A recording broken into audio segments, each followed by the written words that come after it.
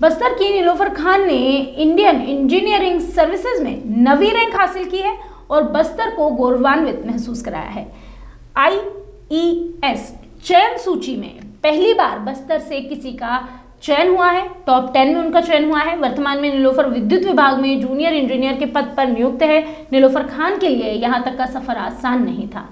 IES के नीलोफर का ये तीसरा अटेम्प्ट था। इसके पहले 2020 में नीलोफर का चयन नहीं हो पाया था, जबकि 21 में नीलोफर इंटरव्यू तक पहुंची थी। नीलोफर के पिता अब्दुल हमीद खान सीएएफ में सहायक प्लाटून कमांडर है। मां सुगरा खान शिक्षिका है। नीलोफर की कामयाबी से उनका पूरा परिवार बेहद खुश है।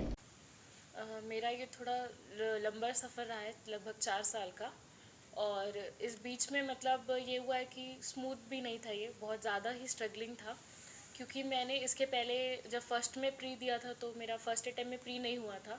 फिर नेक्स्ट अटैम्प्ट में मैंने इंटरव्यू तक पहुंची थी मैं, पर कुछ नंबरों से मैं वहाँ रह गई।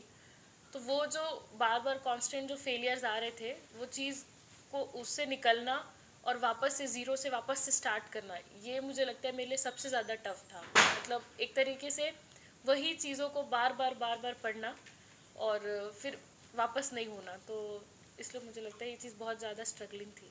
मैंने दिल्ली से की थी आईएएस की कोचिंग मेडीजी से।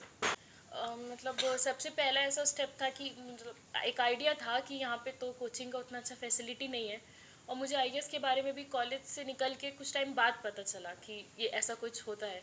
फिर घर में कन्विंस करना कि इतने दूर दिल्ली बाहर भेजें पढ़ने के लिए, तो ये एक अलग स्ट्रगल था।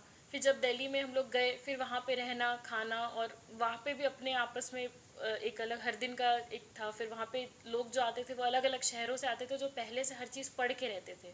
उनसे कम्पीट करना कि उनसे थोड़ा मार्क्स ज़्यादा लाना या कुछ भी, क्योंकि उनका ऐसा था कि उन्होंने पहले से पढ़ाई कर रखी थी, क्योंकि उनके कॉलेजेस में या फिर उनके यहाँ कोचिंग अवेलेबल थी। तो उनकी तरफ या उनके साथ पढ़ना, और फिर ये सब एक जो फिर एग्ज़ाम देना रात भर जाग के, या जैसा भी, फिर रिज़ल्ट देखना और उसमें आपका सिलेक्शन नहीं होना, तो ये पूरा जो प्रोसेस था ये ऐसा था। मुझे सबसे ज़्यादा सपोर्ट तो अपने मम्मी पापा का मिला। मतलब उनका ये था कि उनको कि आप करते रहो, आपको जब तक करना है। उनकी तरफ से ना कोई रोक टोक, ना उन्होंने कभी इंटरफियर किया कि आपको क्या पढ़ना है, क्या नहीं पढ़ना है, किस एग्ज़ाम को देना है। मतलब उनका था आपको जो करना है, जैसे करना है, आपकी लाइफ आपकी मर्ज़ी, और उन्होंने हमेशा सपोर्ट किया जब मॉरली।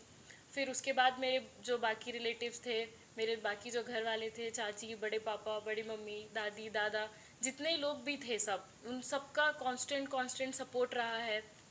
बाकी मेरे जो भाई बहन हैं, उन सब ने मुझे सपोर्ट किया है। मेरे जो दोस्त रहे हैं वो भी, मतलब मेरे अराउंड हमेशा एक पॉजिटिव एनवायरनमेंट रहा है लोगों का, तो मुझे हर तरफ से सपोर्ट ही मिला है मेरे।